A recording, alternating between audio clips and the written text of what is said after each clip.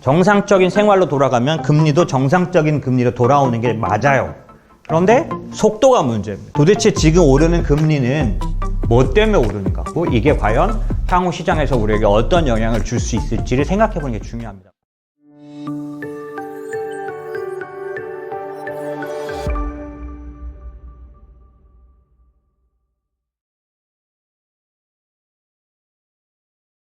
제목은 달라진 시장 이제부터 보아야 할 것들이라고 정했는데 제가 준비하고 오늘 자리에 서면서는 제목을 이렇게 할 게 아니라 행오버로 했어야 된다 이런 생각이 들었습니다. 행오버는 뭐죠? 행오버 아시는 분? 숙취. 행오버란 영화를 제가 좀 인상적으로 봤었는데 그게 아마 1편, 2편 나왔을 거예요. 근데 어쨌든 지금 장세는 이제 약간 1라운드 끝나고 2라운드 본격적으로 시작하기 전에 중간 장세 같은 그런 모습이고요. 그 숙취와 같은 그런 현상들이 나타나고 있지만 숙취는 깹니다. 그쵸? 예, 뭐 빨리 깨는 방법이 사람마다 좀 다르죠. 예전에 인상적이었던 건 베트남 쌀국수를 먹으면 제일 좋다는 얘기를 제가 들었었는데 어찌됐든 행오버는 지나가는 현상일 뿐이고요. 그 다음에 벌어질 일들이 중요합니다. 오늘 중요한 이벤트가 있는 사람도 아침에 행오버 현상은 있을 수 있죠. 그런 것처럼 오늘은 이제 그런 얘기를 드리려고 합니다. 우선 첫 번째는 시장이 작년도하고 달라진 걸 인식하는 게 굉장히 중요합니다. 이 부분이 굉장히 중요한데 왜냐하면 저희하고 미국하고 좀 다르기 때문이고요. 오해가 없으셨으면 하는데 오늘 얘기의 대부분 마지막에 가서만 한국 시장, 중국 시장에 대한 얘기를 간단하게 할 거고요. 앞부분은 전부 미국 시장 얘기입니다. 오해하시면 저 사람은 뭐 모든 세상의 중심이 미국인 줄 아나 보다. 뭐 미국만 있는 것처럼 얘기하네? 라고 생각하지 마시고요. 사실 지금부터 해서 최소한 몇 분기는 미국 중심으로 투자해야 합니다. 왜냐하면 미국이 가장 빠르게 성장을 보이고 있고 가장 좋은 시장을 우리는 이제 금융시장, 주식시장이 가장 좋을 수 있는 환경 갖고 있기 때문에 미국 중심으로 바라볼 필요가 있는데 우선 말씀을 드리는 이유가 미국은 어떤 변화가 있는데 우린 조금 덜 느껴지는 부분들 그런 얘기를 좀 드리려고 합니다. 우선은 그 서프라이즈 그로스라고 말하는 이 OECD 경제 성장률 전망치를 같이 보는 게 좋을 것 같습니다. 왜냐하면 놀랄 만한 일들이 있었던 거죠. 보시면 이게 지난주에 나왔으니까 일주일이 아직 지나지 않은 전망치입니다. 보시면 인디아가 위에 있지만 중국이 7.8%인데 미국은 6.5%입니다. 실제로 위에 인도와 차이나는 성장률이 높은 걸로 원래 공인됐던 데고요. 미국이 6.5% 성장을 한다는 건 굉장히 놀라운 일인데 이게 왜 중요하냐면 이쪽 좀 봐주시면 2020년 12월까지는 3.2% 예상했다는 거죠. 그런데 3개월 만에 6.5%로 바뀌었다는 사실이 굉장히 중요합니다.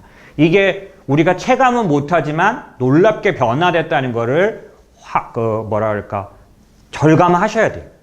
그래야 제가 왜 미국 중심으로 투자해야 된다라고 하는지 이해가 되십니다. 보시는 것처럼 한국은 그런가 하면은 어느 정도 그 성장률에 있어서는 별로 큰 변화를 나타내지 못했습니다. 미국이 왜 단 3개월 만에 이렇게 거의 더블에 이르는 성장률 예측치를 성장할 거라고 이런 그 예상을 받게 됐는지 이게 오늘 얘기의 굉장히 중요한 핵심입니다. 그러니까 아주 중요한 근거예요. 이 예측을 한 곳은 OECD. OECD는 자체 모델을 갖고 있기 때문에 신뢰할 수 있는 곳이죠. OECD가 미국을 3개월 만에 이렇게 빠르게 성장할 거라고 봤던 이유, 그건 백신과 부양책 때문이다라는 거죠. 그래서 일단 두 개 커다란 그 이슈가 있었습니다. 지난주에. 뭐냐면 아주 멋지게 이렇게 차려입고 나와서 바이든 그 1년을 기념하는, 그러니까 1년이 뭐냐면 코로나 셧다운을 시작한 1년째 된 날 나와서 뭐라고 했냐면 이번 7월 4일이 뭐죠, 미국의? 독립기념일. 독립기념일을 바이러스 독립기념일로 만들겠다. 이렇게 얘기했고 차근차근 많은 얘기를 했는데 굉장히 큰 반향을 일으켰다고 얘기하는 사람들이 좀 많이 있습니다.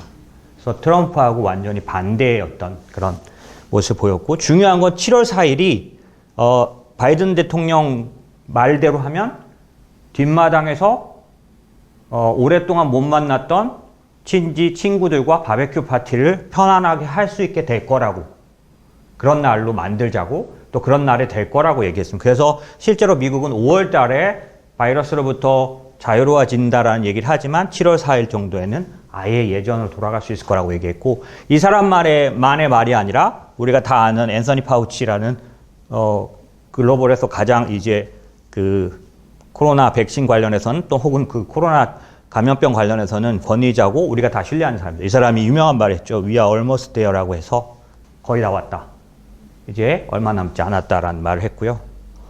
이 사람이 이 말이 굉장히 그 시장에 커다란 영향을 끼쳤습니다. 이 얘기를 들어보면 우리는 실감나지 않지만 미국은 많이 달라진 걸 느낄 수 있습니다. 상황이 많이 바뀌었구나 라는 생각을 할 수 있고요. 보시면 데이터는 분명하게 말해주고 있습니다. 백신을 일찍 맞은 나라들은 감염자 숫자가 이렇게 서프라이즈하게, 아주 그냥 다이나믹하게 다 이 시작자 전까지 내려와 있는 상황입니다. 확진자 숫자는 급하고 강하게 떨어져 있는 거죠. 일본도 그렇습니다. 미국, 영국이 가장 빠른 쪽에 속하죠. 그래서 독일도 마찬가지. 그렇죠? 더군다나 미국의 백신 접종 속도는 지금도 이렇게 가파르게 하락을 했는데도 더 강하고 크게 빨라지고 있죠. 왜냐하면 바이든 대통령이 처음에 들어와서 자기가 직접 맞으면서 뭐라고 얘기했냐면 하루에 100만을 약속했습니다. 지켰다고 분명히 말했는데 지킨 정도가 아니라 평균 200만이고 최근에는 거의 300만 가까이 맞은 날도 있을 정도로, 최근에 존슨앤존슨 백신을 또 1억 도를 확보해서 더 추가적으로, 그래서 미국 쪽에서 들리는 얘기로는 예약하고 만약에 무슨 일이 있어서 안 가면 바로 전화한답니다. 대기자한테. 맞으러 올 사람이 안 왔는데 지금 와서 맞겠냐? 오케이, 그러면 바로 맞을 수 있도록. 그래서 그런 식으로 아주 친절하고 시스테믹하게 계속해서 백신을 맞히고 있기 때문에 지금은 거의 굉장히 빠르게 이제 확산되고 있는. 보시면 미국은 아주 강하게 이게 100명당 접종 숫자이기 때문에 사실상 5월 정도 되면 전 국민들에게 해당이 될 거로 보여집니다. 그런 면에서 우리는 이게 아직 전혀 와닿지 않기 때문에 시장이 변했다라는 거에 대해서 실감이 잘 안 날 수 있는 거죠.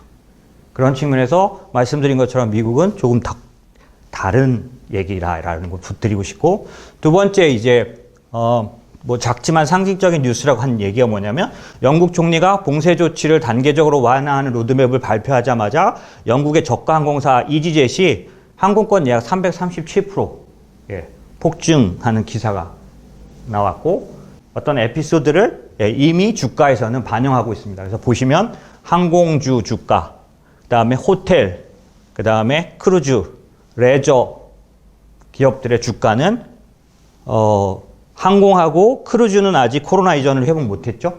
하지만 호텔과 그 다음에 레저 엔터는 코로나를 회복했습니다. 최근 들어 한 달 동안 저희가 관심 있는 기술주는 어려움이 있었지만 얘네들은 이렇게 꾸준히 올라오고 있는 정도죠.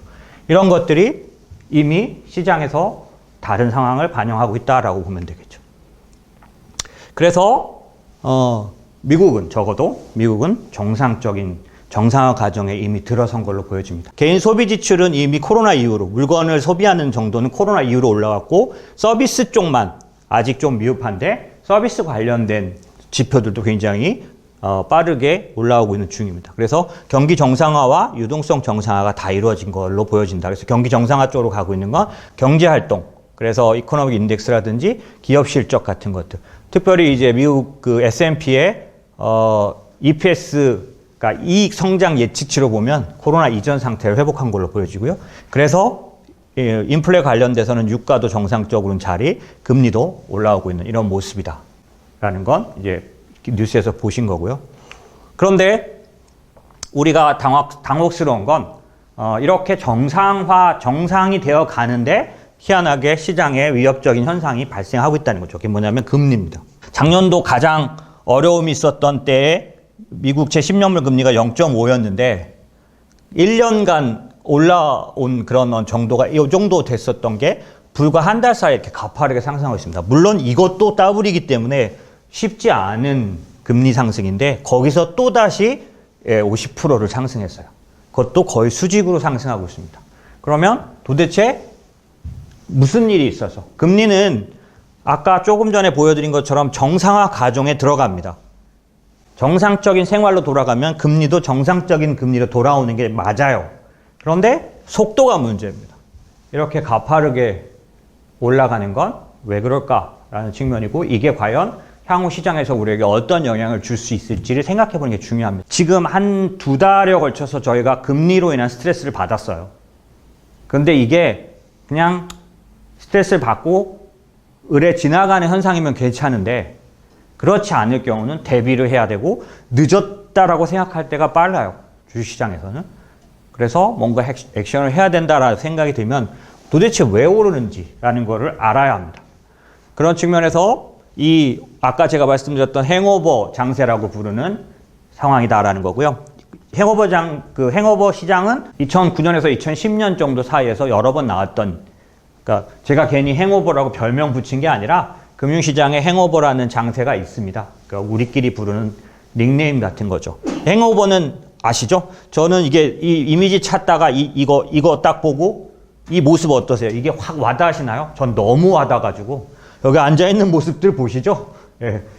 저도 언젠가 저렇게 앉아있었던 듯하고 이 사람 통화하는 거 보이시죠? 예. 뭘 통화할까요? 자기 핸드폰은 어디에 있나? 혹은 어젯밤에 내가 무슨 짓을 했어? 뭐 이런 저지른 일들에 대해서 해결하는 그런 통화이죠. 딱 봐도 알 수 있잖아요. 이 아침, 그죠?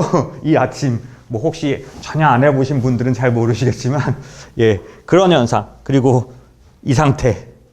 네. 아침에 요 정도 상태가 일어나죠. 자, 요런 때다. 그래서 정신을 차리고 뭔가 오늘의 일을 시작하기 전에 숙취로 머리는 띵하고, 예, 몸은 도대체 어젯밤 무슨 일이 있었는지 모르겠지만 이미 넉다운된 상태? 뭐 이런 걸 행오버라고 합니다. 자, 지금 시장을 그래서 저희는 행오버 장세라고 말하는 게 제일 적당할 것 같다. 왜냐하면 아주 긍정적인 거예요. 여러분들이 한 달 전쯤에 부양책도 막 쏟아지고 그 다음에 실제로 경기가 좋아지는 듯한 어떤 그런 모습도 있고 그 다음에 연준이 부양책을 줄이지 않겠다.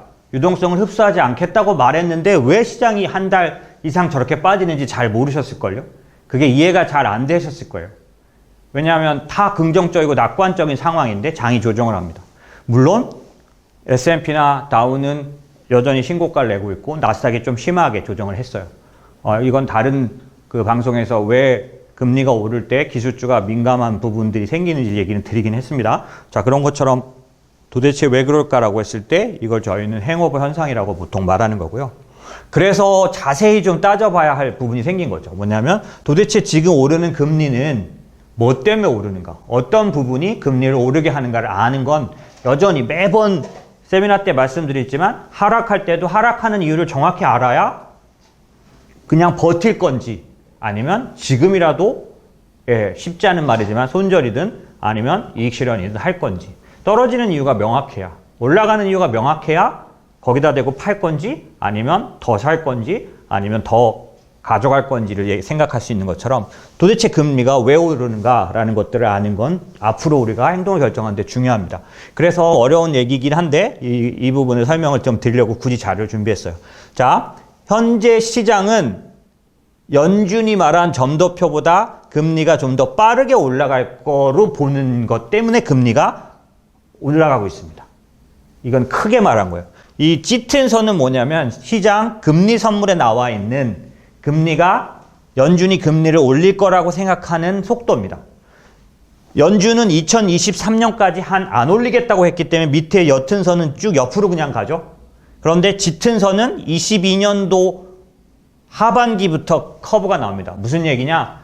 지금 금리 선물에 나타난 걸 보면 22년도 하반기에 적어도 한 번은 금리 인상이 나올 걸로 시장은 받아들이고 있어요. 그래서 연준이 아무리 아니라고 해도 시장은 먼저 금리가 올라가기 시작한 거죠. 그럼 이 금리를 올려놓은 이 상황을 도대체 그 안에서 실제로 뭐 때문에 더 정확하게 금리가 올라갔냐를 알아볼 필요가 있는데 왜냐하면 이건 여러분이 좀 이해를 하셔야 되는 거죠. 제가 어떤 방송에서 얼마 전에 방송할 때 이런 얘기를 드렸습니다. 지난번 지난번 세미나 때인지 모르겠네요. 명목금리가 있고 실제금리가 있다. 그러면 명목금리는 우리가 그냥 보는 노미널 금리인데 보통 때는 그냥 금리라고 말하다가 지금처럼 인플레이션이나 이런 지금과 같은 상황일 때는 굳이 구별해서 말해야 하기 때문에 금리 이퀄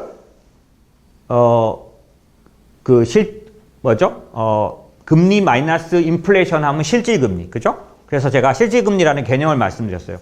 그런데 실제로는 금융 안에서는 그런 식으로 아주 단순하게 이제 좀 직관적으로 보기에는 그렇게 하지만 금리는 이렇게 네 가지로 보통 구성되어 있어요. 이거는 정말 세세하게 지금 금리가 뭐 때문에 올라갔는지를 알아볼 때 쪼개서 보는 방법이에요. 크게 그냥 보통 때는 금리에서 우리가 아는 금리에서 인플레이션을 빼면 그게 실질금리다 이렇게 생각하면 돼요. 그러면 요즘 BEI라는 기대 물가지수가 2.5를 넘어가 있어요. 그러면 10년물 금리 1.6에서 2.5를 빼면 마이너스죠? 그러니까 아직도 실질금리는 마이너스 상태인 거죠. 이 정도가 우리가 보통 알면 되는 거였었어요. 그런데 좀 더 자세히 알아야 할 이유가 생긴 거죠. 왜냐하면 도대체 왜 이렇게 빨리 오르는 거야? 다 긍정적이고 정상화되는 과정인데 왜 이렇게 부작용이 나타나는가를 알고 싶기 때문에 조금 더 자세히 알아볼 때는 이렇게 금리를 세부적으로 쪼개면 네 가지로 구성되어 있어요. 뭐냐면 단기 금리에 대한 전망과 기대 인플레이션, 그 다음에 실질 기간 프리미엄, 인플레이션 프리미엄, 말도 다 어렵죠, 하나하나. 그런데 여기서 이제 여러분에게 제가 딱 나눠서 말씀드리면 돼요. 뭐냐면 단기 금리 전망과 기대 인플레이션 위에 있는 두 개를 합치면 그게 경기가 좋아질 것 같아서 움직이는 팩트예요. 그 다음에 실질 기간 프리미엄과 인플레이션 프리미엄을 합치면 얘는 채권 시장의 수급 같은 불확실성 요인이 증가할 때 그럴 때 올라가는 거예요. 그러니까 위험이 증가하면 금리가 상승하기 때문에 밑에 두 가지는 위험 증가, 변동성이 커질 때 그냥 올라갑니다. 변동성이 커질 거라고 예상할 때. 그래서 얘를 나눠봤더니 실제로 경기가 좋아져서 올라간다고 생각하는 팩트는 31%와 4.7%를 더해서 한 36% 정도이고 그게 아니라 변동성이 예측돼서 올라가는 쪽이 거의 60%가 넘어가기 때문에 실제로 경기가 좋아지기 때문에 정상적으로 올라가는 금리 부분보다는 변동성 관련된 위험을 예감한 금리 상승이 더 높다는 걸 알 수 있어요. 현재로서는. 이런 금리를 네 가지로 나누는 이런 이론은 이 사람들이 만든 모델인데요. DKW 모델이라는 거예요. 제가 왜 넣었냐면 여기서 그 DK가 한국 사람이에요. 이 DKW 모델을 내놓은 사람, 돈 킴이라는 사람하고 케이트 월시인지 그 다음에 민 웨이인지 이 세 사람인 것 같은데 이 사람이 중간에 있는 사람이 콜롬비아 비즈니스 스쿨 나왔다는 거고 이 사람은 대만 사람 같아요. 근데 이 돈 킴은 한국 사람입니다. 김동희 이 정도 될 거야 아마. 이 세 사람 어디서 일하는 사람이면 연준에서 일합니다. 한국에 그러니까 연준에 그러니까 패드에 한국 사람 제가 들었을 때는 30명 이상이었어요. 지금 모르겠어요. 때마다 다른데 이 연구원들 3명이서 낸 논문에 이들의 모델이 뭐냐면 금리를 이렇게 쪼개보는 모델이에요. DKW 모델이라는 거예요. 이 모델로 이거를 계산해 봤더니 실제로 실질 금리 요인과 기대 인플레이션 요인으로 나누면 두 개가 비슷한데 경기 회복 기대 요인이 아직까지는 더 작아요. 이런 부분들은 그러면 밑에 있는 국채시장 불확실성 증가는 어떤 의미냐 하면 지난주에 그 입찰, 국채 입찰 같은 것들, 그 다음에 물량이 수급이 늘어나서 금리가 올라갈 것 같다는 그런 팩트들, 그런 것들이 밑에 요인을 말하고요. 위의 요인은 경기가 좋아지기 때문에 올라간다는 거라서 실제로 만약에 다음번에 조사를 했을 때 위에 있는 요인, 경기 회복 기대 요인이 크다면 정상이에요. 탄탄한 거고 지금은 조금 더 그쪽이 작다는 걸 알 수 있죠. 그렇기 때문에 요 불확실성이 해소되면 당연히 금리는 내려가게 됩니다. 그리고 속도도 낮아지게 되고. 사실 시장은 지금 제가 이런 얘기 이렇게 자세히 나누면서 한 이 부분은 실제 시장은 저런 검사를 통해서 앞으로 금리가 빨리 안 올라갈 것 같다는 예측을 하고 싶은 거예요. 그리고 금리가 안정을 찾을 것 같다라고 확신하고 싶어 해요, 시장은. 그래서 이번 17일, 18일에 FOMC에서 제롬 파월이 뭔가 어떤 선언을 해주기를 간절하게 기다리고 있는 거죠. 왜? 금리가 안정을 취하면 더할 나위 없이 또 상승할 수 있으니까.